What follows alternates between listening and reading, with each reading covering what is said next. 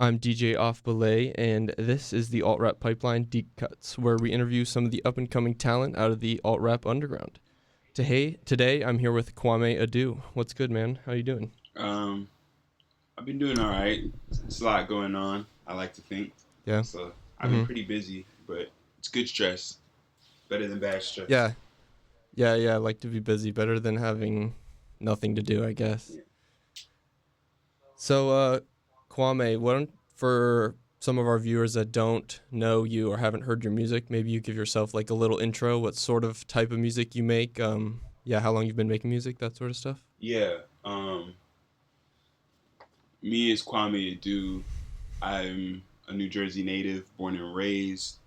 Uh, I've been making hip hop and rapping maybe since 2010, and just professionally recording it since 2014. Um, Yeah, I rap, I make beats, I engineer. A lot of my a lot of my sound is like I think it's like poetic. It can be very poetic, but I like to keep it high energy or low energy, like super, like nothing in between. Um, Mm-hmm. yeah, a lot of that, very much poetic, very much storyteller esque. I don't know if I'm a storyteller per se, but I like to paint pictures in what I'm saying. Yeah, I think poetic is a good way to put how a lot of your songs come off, especially because you have really short form songs. They're all really, yeah, just sort of short and punchy. I feel like there's not a lot of fluff to them. It's really nice dent, especially like, I don't know, even just your EPs that you put out, like under KWAMZAY with Zay. They're just like 5 songs, but they're still just so dense. It sounds like I listened to a whole album almost. Yeah, those are crazy. Like honestly, I didn't. They were all so like in the moment that I didn't even know what I was doing. I don't know if they knew what he was doing. It's crazy just making that. Yeah, so those were sort of just like a product of like one or a few days of just like tapping in, and it wasn't like, it sounds like you weren't really trying to make an album when you did that. Is that sort of like how you normally make your stuff? You just let what happens, or do you sort of have like some sort of driving, I don't know, like is there before you make a song or an EP, is it sort of you just go in and see whatever happens, or do sometimes you're like, oh, I want to make a song about this, and then you start? I think if I'm speaking like for myself and like my music as a solo artist, I think I tend to be more intentional. I think Mm-hmm. it'll start out pretty raw, and I'll like to flesh it out into something more solid. Um, when it comes to a lot of what Zay and I have released under KWAMZAY, uh, it was very much like that was super like I'll say unintentional, like super in the moment, um, really just getting off our skill set, like just showing what we could do. You know, it's not like super planned out or anything. We just kind of black out and see what happens. Even the first Kwamze EP, Motherland, took a weekend to record, and then Mm-hmm. just a week to finish overall. You know. Wow, that's pretty impressive. I feel like maybe once you get sort of something like that, you don't want to overthink it. You just want to tap in.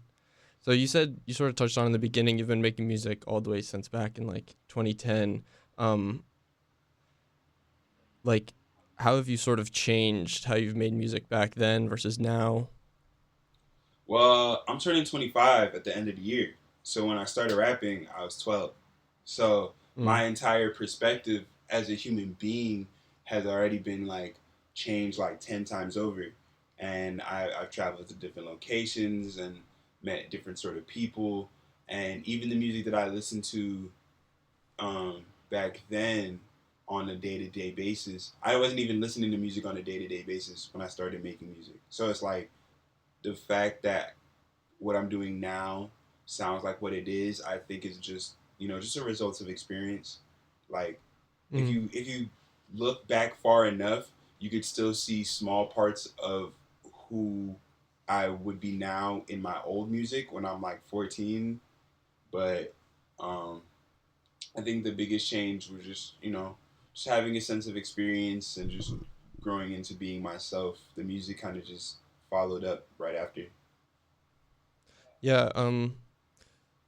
Where are you from? Do you feel like that has sort of an impact on your sound, like people you're surrounded with? I don't know if being in, you said LA or West Coast, I don't know if that's new for you. You've always been there? I've been in LA for on and off like 5 years, um, Mm-hmm. but I've mostly been in New Jersey, and I spent some time in central Pennsylvania. So I think and then on top of that, my family's from Ghana. Like I'm a first generation American, so Mm-hmm. it definitely affected my sound to where my influences weren't directly from the same places I know a lot of people for them to be. At least in the sense of like how I was raised. Like I wasn't in a music environment. Like I appreciated music when I had it, of course, like anyone else. But it wasn't like I had. There's a lot of music I didn't listen to until I was like 19. Mm. Lots of hip hop I didn't listen to. Lots of R&B, soul, jazz. Like a lot of my references were from like anime and video game scores and TV show scores, like real specific stuff. Not like songs and albums and EPs. I wasn't even listening to an album all the way through to like high school. So, Yeah. I feel like I kind of relate to that too. There's definitely a period where I sort of like, I don't know, not that I like took music super seriously because I'm not really making music, but I sort of, there's like a moment where it clicked, yeah, like back in 2016. I'm like, oh, like albums are where it's at. Like it's like a whole movie, like a little contained universe. yeah, true body of work. So a lot of Mm-hmm. that, and I think where the location even comes into play is just like being from New Jersey. I think there's a certain sound that came out of the East Coast that can still kind of be recognized. There's a specific sound in like Philly, and even when the KWAMZAY stuff started popping up, people said like, "Oh, this gives off like Jay-Z," but I'm like, Mm. it could, but maybe I don't know. I just have an accent. Like that's like it's like, oh, my bad. It's things like Are that you good? that You're good. it's things that like that I think my location really came into play. Just real specific stuff. My accent, um, who I was around based off my location, and how that was like a means to like not have that much music around me. So yeah. Yeah, so it sounds like a lot of your influences in terms of like location and your upbringing are a lot less like intentional. Are there sort of like some influences that you're trying to intentionally like invoke with your new sounds, maybe with your solo stuff or Kwamze in particular? Like, yeah. Um, Not as much intentional like influence. It's kind of come back to like a circular point. Like when I started making music, like I didn't really sound like anybody, and I didn't really sound. I don't think my rapping itself was that great because I didn't have a point of reference for a really long time. But when I started getting into it, um, bigger influences for me were like within hip hop and like just music in itself was like a lot of Kanye West, a lot of Earl Sweatshirt. I Mm-hmm. would really listen to Isaiah Rashad a lot. Um, I like a lot of what Khalees did and Solange, in Ooh, nice. Solange's later years and whatnot. Um, I think sonically everything came from maybe I think sonically I can be more intentional, like production wise. I had started making beats 2016, got off and got back during the pandemic, so I was really intentional. Oh, intentional. I was really intentional. Oh, I said it again. That's crazy. I received intentional influences from things like drum and bass and house and dance Oh music, just yeah. real rhythmic electronic stuff. I've always been gravitated to those sort of things and jazz. I've been gravitated to like a lot of that psych rock, like just real. I think I like to be more intentional about what the soundscape is versus like how I'm rapping at this point. Yeah, I think that's really interesting. I really enjoy the like the lane that you're in, like you and Diz and Wabo and people like that. It's such a good. I don't know. Diz didn't really want to admit it. I feel like you guys have such a good sound where if I hear even just like a sample, like I'm like, oh, this would be perfect for like Wabo or Kwamzay. It's like you guys have sort of already etched a spot in my mind where I'm like, this is the sound that they make, and like I don't. I was at Young Wabo's listening party for Mirage, Mm. and when I heard you come on Moron, I was like, oh, this makes so much sense. This is amazing.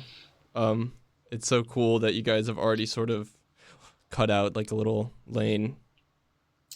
Yeah, man. It's cool. I think it just came with what happened. Like I think Zay and I both appreciated that sort of sound, for what it was. Like, as long as we've heard it when we were teens, like, I was listening to things like, um, I was listening to MF Doom a lot, and like Earl Mm. Sweatshirt's one of my favorite like artists. I think more so now than before. It's funny enough. It's something we just exist in, like almost like a passion project. Because when you go to me and Zay's actual interpersonal stuff and the stuff we're gonna be like releasing, it's not so much of that because that's not. It's like there's a way to put it. It's interesting because it's just like a technique. Like us doing Kwamzay is pure technique in the sense where that lane exists based off of just things that we just like and listen to, versus it being Mm-hmm. as interpersonal as it would have been before. So it was really interesting, kind of like, especially when you hear my older solo stuff. Like not all of it really sounds like any of that, Yeah. just because that's not what we were on like actively. And that goes back to me saying like Zay and I weren't really intentional when we made Kwamzay. It was just funny that it even just happened that way. We would joke about making like fake Stones Throw projects when we were like 2018 and stuff. It was pretty interesting. It worked out really well too. But yeah, it was interesting. You're like, I guess they gonna see us as like the art jazz sample guys for a little bit. Okay, cool, cool, cool. I like this stuff.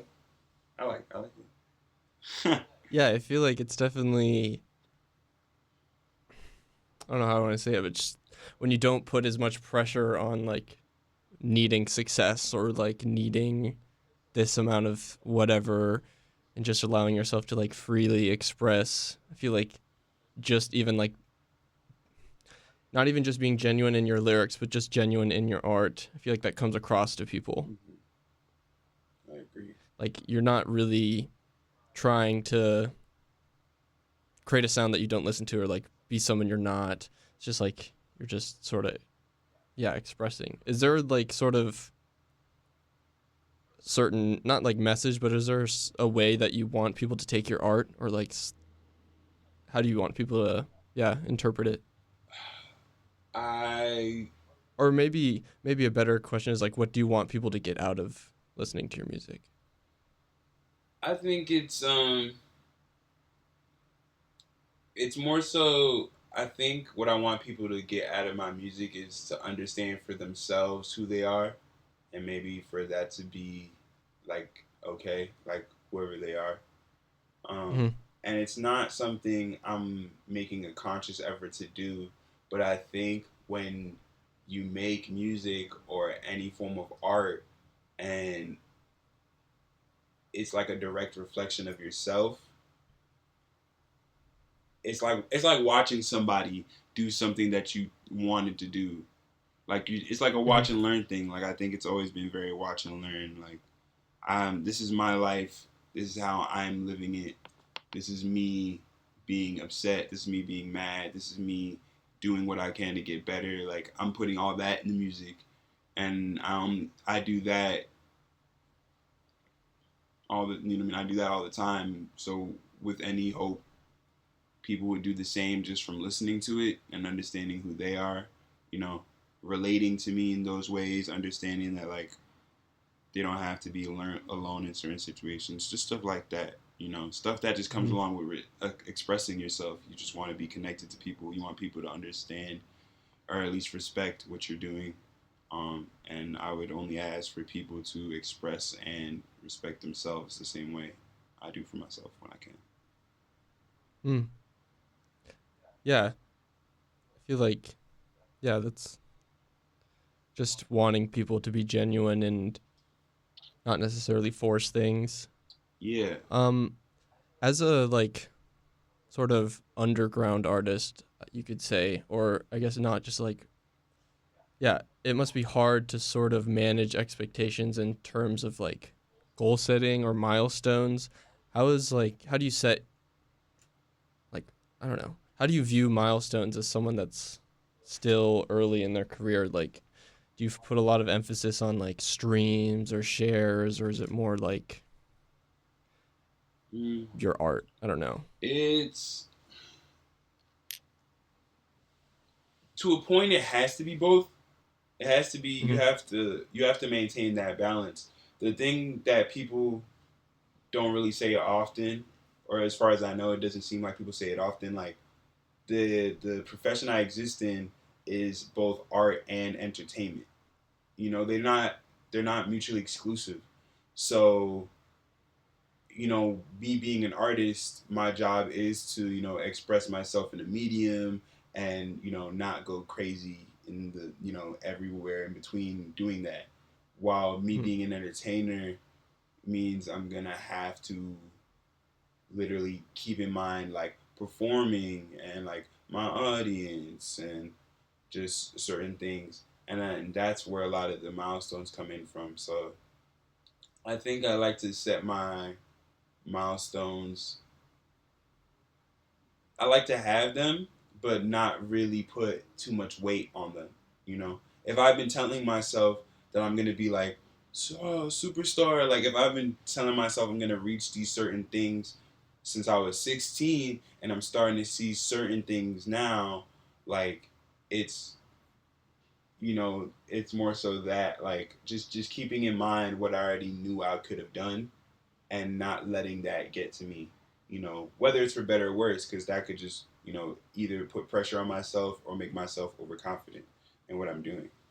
Um, Mm. so just just being mindful, just being aware. I'll just make some, like, if we're talking about like streaming or Grammys, like, not acting like they aren't milestones. These aren't necessarily easy things to do as an entertainer, but just keeping in mind that like I don't have to change my art for the sake of achieving milestones, for the sake of like going viral or like winning awards or getting paid, you know what I mean?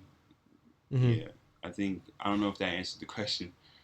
No, that definitely does. And you even touched on something I was going to bring up after with how you said you don't necessarily want to change your sound to go viral or like yeah, cater to this like social media audience. I mean, that's how I found you was through like I said people like Diz and Wob when I found them on like Instagram and TikTok. But that form is so like it's making everything shorter and shorter and songs are like catchier and louder. Mm-hmm. Um it must be hard to try to balance like a, being able to like appeal to the audience you want to appeal to but not like feel like you're giving up. Yeah, dude, it's pretty crazy. Like honestly, I even didn't have a TikTok till like this year, and I still don't use it. Like Mm. the account that's mine, I don't use it, and I think knowing that there's a lot of people out there you could reach out to can make you feel crazy when you're not like making an active effort every day to like get this stuff. Like I want as many people to see, like knowing that you can, but you're not because you just genuinely don't want to. You don't want to compromise on who you are. You know, Mm-hmm. it can make me feel a little crazy in that regard, but you know, it's a big world. There's billions of people. Like it's the same thing as I was saying before. Like eventually, like I knew that there would be people who are gonna listen because there's just so many people to have come across this. I don't need to maximize the amount of ears to listen, because if I keep making the stuff and it all sounds great and it all sounds like me, um, there's going to be plenty of people who are going to come across it, you know. Um, yeah, Yeah. No, I think that's definitely a good point. 7 billion people. There's definitely going to be somebody out there. yeah. Um, I feel like that approach also might have its own benefits too, because it allows you maybe to experiment more, to where you don't necessarily have to release like a commercial song. I'm blanking on the title of it, but you have the one like you said, drum and bass track, where it's just like the breakdown, the drum breakdown, Um, and there's no lyrics at all. That's one of I'm my still favorite alive. tracks. It's called I'm Still Yeah, Alive. yeah. I mean, just stuff like that. I feel like it's super nice to be able to take. Not that that's like a big chance, but you know what I mean. Hmm. Like break out of a formula.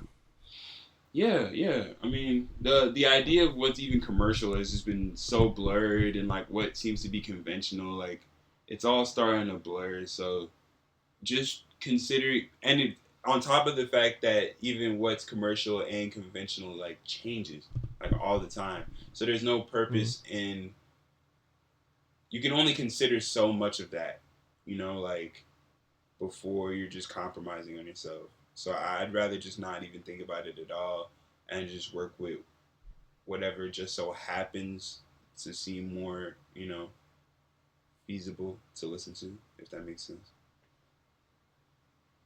Hmm. Yeah, that does make sense. Um, I feel like as an artist, you're definitely not afraid of collaborations. You sort of touched on it a little bit, but like is there a different approach you take to your solo stuff versus collaborations that's not just sort of like working with another artist, if that makes sense? Um, like in regards to, I don't know. Like do you take your collaborations less seriously than your solo stuff, or I feel like a lot of the collaborations you do have, you like put names to them, like KWAMZAY and Driving Indoors. oh yeah, Do you do that sort of just, I don't know, because it's cool to have like another thing outside of Kwame Adu exist, or is it sort of you want to take it more seriously so you make it permanent? nah, it's just fun.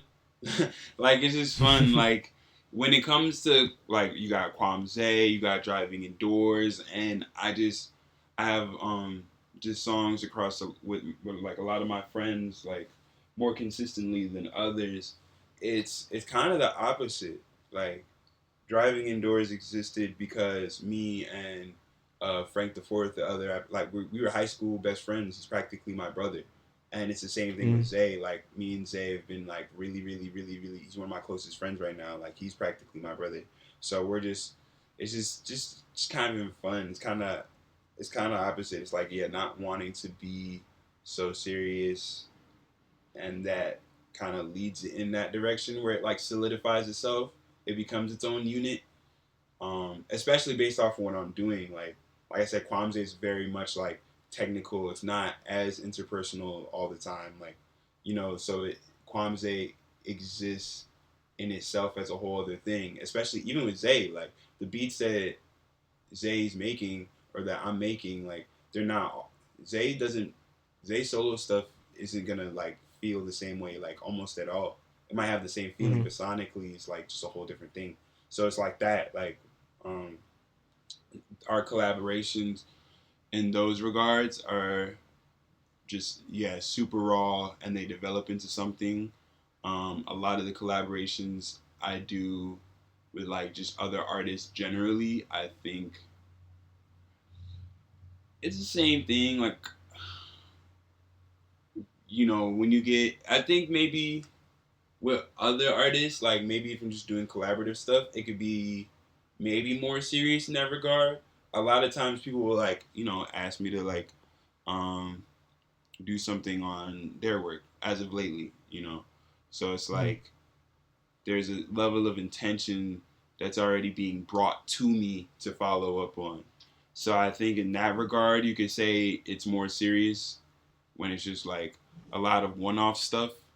Um But when it's like deeper and like super collaborative, like group stuff, I think that stuff is never really that serious. I think that's also why like a lot of collab projects by like bigger artists never really sound as good, or like they're never received as well the same way, because most of the time those really really really like close friends, like it just seems kind of arbitrary. Like I think about like doing a whole project on some rapper shit with like most of my homies, it would just kind of be like weird. Like, why am I at your house just making music?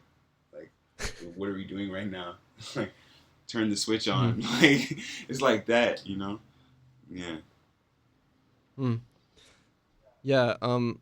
You sort of talked about it a little. I kind of wanted to jump back, I guess. With sort of like setting your own milestones. Recently, you've had Janine hit 1 million streams on Spotify. Um, how do you feel? Like, how did you sort of feel about that? What is like, oh, this was a long time coming, or you're sort of surprised that this was the track that did it, or not that did it, but you know what I mean? Like, this was the one that reached it first. If we're talking Janine specifically, I did not think Janine would be like my biggest song. I didn't think it almost didn't end up on like streaming platforms, like in general. Like, I didn't take, like, I didn't, yeah, I was super surprised for that one to be the one. It's definitely one of my more, maybe even my most genuine like song too. So looking back, I could have maybe seen it, but maybe because it was so genuine, like I'm not looking at it so much from the outside in to know that this could have really been like my biggest song to date. Mm-hmm. Yeah, Um, but even then, like in the bigger scheme of things, I've always like been like, yeah, we're gonna get here. So when we did, when Avia and I had reached 1 million, I was like, this is a blessing. Like we made it. We made it long enough to see this thing that we thought would have happened. It's like that. mm-hmm. Yeah. Um, what do you see like right now in terms of like what do you see as your bottleneck in terms of success? Like is it sort of the time you have to spend making music, the money that you'd have to spend for like tours and stuff, or just like the reach, or do you think it's just time? Like what do you think is the bottleneck? Oh, what's kind of like taking me to the. I guess I mean like what do you think is not necessarily holding you back, but what do you think is like what you're waiting? I don't know I see how what you to put mean. it like Nah, like yeah. I think the bottleneck. I think what's maybe important in taking me to a next step. If you ask me, I think I just want to get on maybe just like a larger outreach, like a bigger. It seems like there's a lot of people who are interested in the music, but the thing that changes for all artists is like being on the road, Mm, and going on tour and seeing like, even if it is like 20 or 30 people at a time, seeing a bunch of people who know what you're saying in your songs. I think that's like the next thing, like just being on the road to really tell myself that like, oh, this is a real thing. Especially when people say like streams do this and streams do that. It's usually in the realm of like, it's still intangible. Like there's 1 million streams on Janine, but it's like that's a lot of plays for a lot of people who I've never met in my life. Like, so I think that like the the finishing factor would be just tour, just going on the road, because that also means money. That also mm, means seeing the people who appreciate my work, and I think both of those things are important to maybe just to continue what you're doing. At a certain point, I'm gonna still make music regardless. I was making music when I had nothing, but um, it definitely helps when you know people who you've never met who really like your work that much, and it definitely helps when you don't have to worry about bills. So oh I'll yeah. say that much. Yeah. Yeah.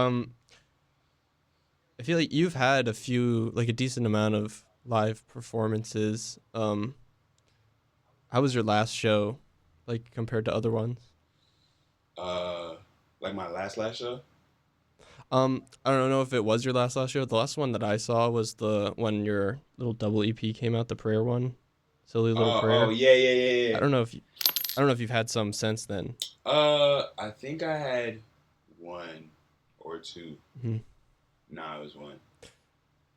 I think it was about Well, to I come guess out. like just in general, recently, how have they been going? Have you noticed like a change in your live shows, or you still just it's a Oh, lot about like outreach and stuff? nah, yeah. It's definitely. It was really cool. It was definitely rep work. I think Los Angeles being a city of like people, like it's a city known for entertainment, but because entertainment is like a purely like people ran people ran not the same way other places are, but um like my homie Taylor refers to it as like city of referral. Like so it's like the more shows that I did and a lot of them were in LA, the more people happened to know me as, Kwame who raps and his music is fire. KWAMZAY that he does with his homie Zay, like it's fire. Like go to a show. I have people all the time who be like, "Yo, bro, like I always seen you around, but that's crazy. Like I didn't. Your music is fire. I didn't even really like know that. I really didn't hear it." And a lot of that came just throughout the summer, just doing a lot of shows, getting reps off, people knowing me as somebody who has a show on Friday, I have a show on Monday. Like it was like that. So that Yeah. was one of the bigger changes externally. Internal change. I've always been a good performer, but maybe this just like helped, just sharpen the sword more. I'll say that.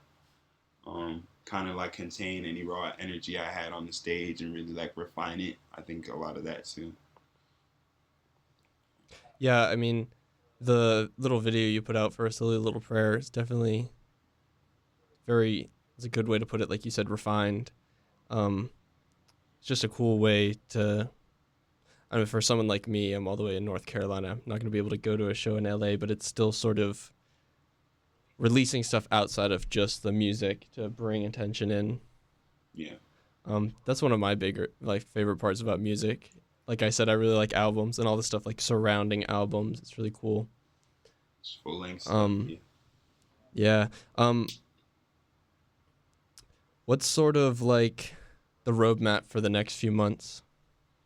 I'm gonna be releasing a bigger body of work closer to the end of the year. For my as myself as Kwame. Um, so that going into next year, still gonna be plenty of music going into next year. Plenty of music just in the next year. That's not really gonna change. Maybe just the goal is bigger like just next step stuff.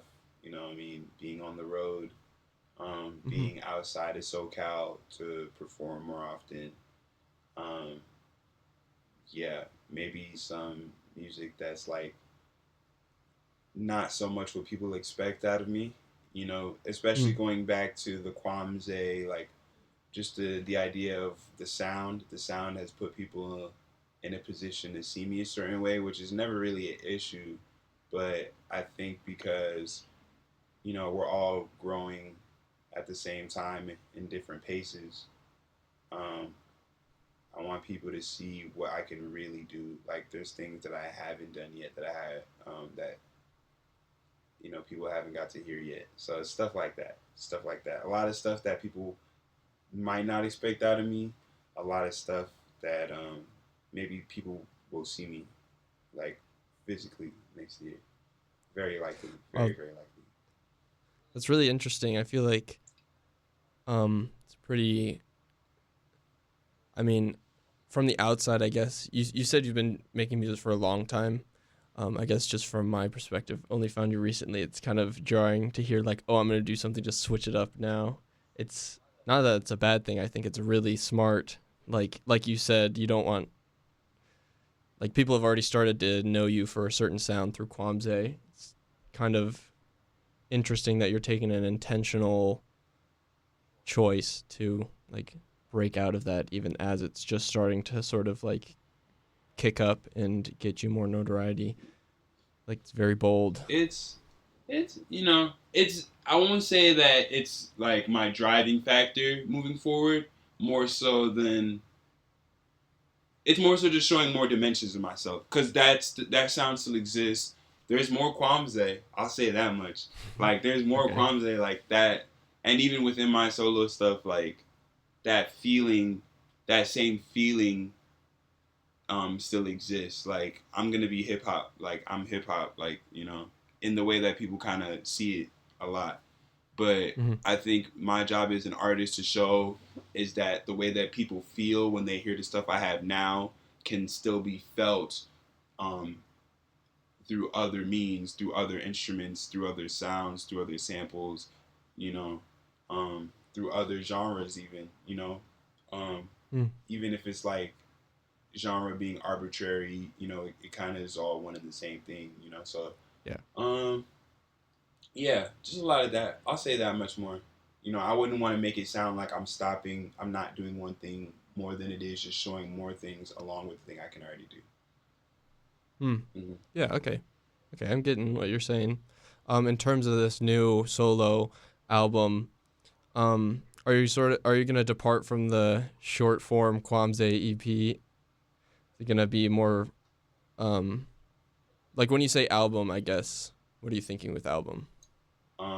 The thing that I'm releasing is like it's more than like 4 or 5 songs. It's more than that, and it's a lot more than rap. It's a lot more. Yeah, it's a lot more than rap. It's a lot more than chops. It's a lot more than. It's longer than 10 minutes. I'll tell you that much. Like, it's a full body of work. It encapsulates everything that's made up to be me, up until now, or at least as of now. Okay. Okay. That's pretty exciting to hear, because I was actually surprised when I first found you and I went to your Spotify page. You have like a pretty deep catalog.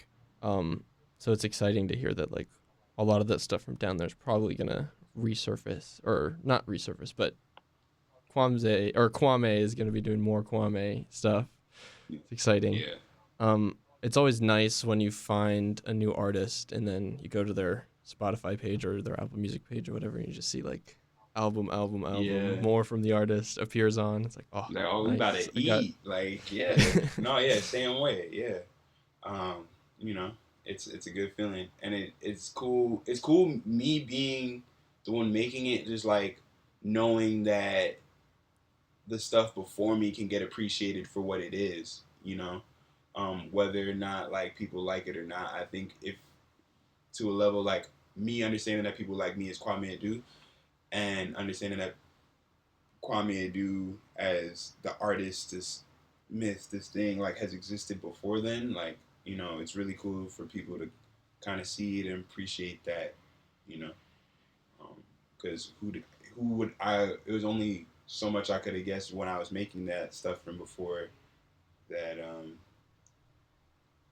I just knew I'd be somewhere. I didn't know how. I couldn't have, known where I'd be in that present moment. I just known it'd be far. So. Yeah, and that probably, like, that confidence with your older work probably just comes from being genuine as you're making it.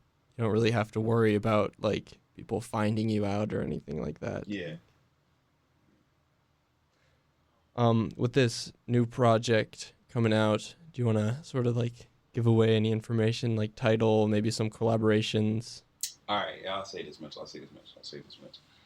Um, it's called Shinji's album. Shinji, it's Japanese. It's a Mm-hmm. protagonist from a particular anime. For those who do know it, they'll kind of get it already, and I think people who don't will kind of get into it once I start like rolling the stuff out. But it's called Shinji's album. Um, it's a little under a half hour long. A lot of the production is me. Got a lot of help from some homies. but yeah, it's mostly me. There are some features. Um, there are some features, but a lot of it is like homegrown. Like a lot of my like homies, like because Hmm. the album was made and almost near finished. The album was made summer of last year, and I practically finished it summer of this year. So Hmm. um, it's very much like before the KWAMZAY stuff started taking off, before Janine, before like me and Aviad stuff started taking off. Like it's super genuine. It's super genuine. Yeah. Um, yeah. So I'll say that much. It's very interpersonal. It's about me. It's about me. Yeah, and I've sort of gathered the vibe just from talking to you this long. Like, not the type of person to just throw on a feature to try to get publicity or just because their name is big. Definitely, like, sounds like all the collaborations and all the work you put into it is super intentional and more for the sound than anything. Yeah, I mean, if you're right, if it's about being intentional, like I can only do so much with like having another artist on a body of work because featuring. I'm not opposed to reaching out to people for the sake of like them fitting what I'm already doing, but I think for that same reason, if I have an album that reflects on like who I was, like I'm not expecting this person who's signed to a major label to be on it, you know. Maybe. You Hmm. know, I don't see anything wrong with either. You know, just like you said, it's just about why you're doing it, and Hmm. you know, yeah,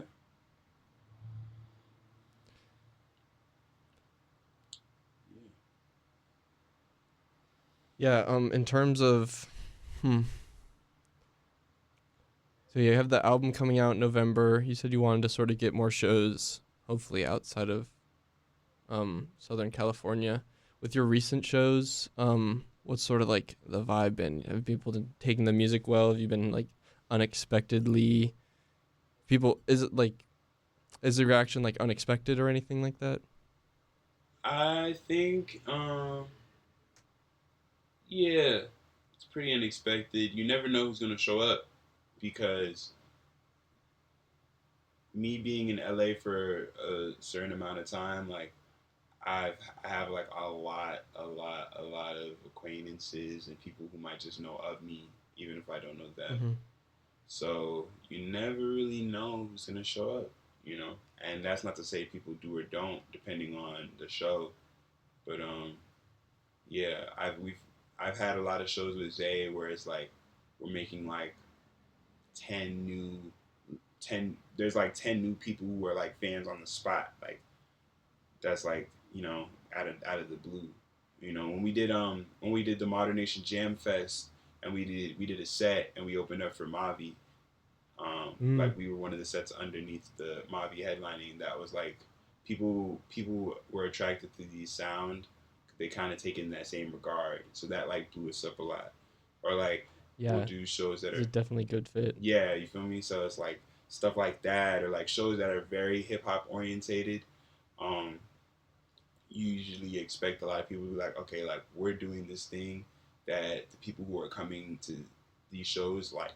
So you never know who's gonna go show up, but in those regards, you're gonna expect somebody to leave, like I'll say a fan, and if it's more so, maybe something more broad, maybe if it seems more one-off, like you know performances by Kwamzay and these other people for this like grander thing, that's when you're like, okay, like we're gonna have a good time. Like we're here to have a good time. You know, it depends on the intention of the show. You know, are we the help or are people coming to listen? Yeah, that makes sense. Yeah. Talked about that um on another interview. Like, definitely would be a vibe shift if you're the headliner versus the opener versus just like you're at an art gallery just performing in the corner. Yeah, yeah, exactly. You know, and you could still. The most important part is that you have to be the same, like for all three of those. Otherwise, like I'm not even gonna say otherwise, but like most of the people who reach a certain level of success or a certain level of notoriety, it comes from things like that. If you're able to like rap your heart out or perform your heart out, and there's like two people, then you're bound to take off when it's time to be in front of 2,000 people. Like it's really just what it's always been, what it seems to be. I'll say. Yeah. Sort of reaching the end of the questions I had prepared. Is there anything you want to talk about? Listen, man, we got some new Zay, all caps. Some new Zay. Some new Zay is coming. All my homies are coming with something like crazy. Like the people who I've known for years and years before like any of this stuff popped off, like they're coming through and they're doing some crazy things. So, and I'll be around for a lot of that. So, you know, I'm personally excited for that. You know, along with my own stuff, I'm very excited for what my friends have coming. Zay, Willis, who's my favorite color, my close friend Dan Sully, who's also one of my closest producer friends, Keem the Cypher. Like I just have my homie Vanessa Fleur Taylor. That's my dog. Like we just lots of things. Lots of things are coming. Lots of things are coming. It'll be a movement. A-Roy Productions. We just that's my homies out here too. Just released a TV show. Got an acting role in it. Like it's just nice. A lot of cool things are coming. A lot of cool things are coming. Yeah. Yeah. Sort of outside of music, do you have anything like any other forms of expression or any like hobbies that you're super into? I was acting in the limited series called Private Show. In the limited series called Private School. Directed, written by my good friends Jared Bishop and Santino McNaughton at A-Roy Productions. That's been like one of the bigger things I've done so far. It's a beautiful, beautiful series. It's already out. It's on YouTube and it's on Amazon Prime. So that's that. That's something I got into acting, and mostly that. I like to just do other things like read manga. That's my other incredible talent. just read and play Smash Brothers. Oh, nice. Yeah. Who's your main? Ness and Villager. Oh, yo, me too. Well, I do Lucas and Villager. Oh, man. I'll throw in Isabel sometimes. Oh, you're a sicko, too. That's crazy. Oh, man. Yeah. Kind of my philosophy is what character is going to be the funniest beating up you right now? Yeah. Go with Villager. He said, why is this dog, who's also like, the Secretary of State? Like, what's up with you? Why is she tearing me to bits? That's the best. That's a beautiful way to do it. Yeah, you gotta add the like demoralizing effect to get in their head. Yeah, right. You just gotta psych them out. Like you're like, I am Captain Falcon. I drive 1,000 miles per hour. I'm getting beat by this. Yeah, they're charging up the Falcon Punch, and I'm just throwing a fishing rod. Yeah, like what? That would just psych me out. Like planting a tree. Man, yeah, you get it. Yeah. You have any sort of like favorite artists that aren't musicians? Yeah. A lot of my current artists that I've had a lot of focus on would be Hideaki Anno, who made Neon Genesis Evangelion, very important anime to just who I am. Or I'll just say it's one of my favorites. I've been focusing on a lot of his work, a lot. Excuse me. A lot of that. I guess Larry David.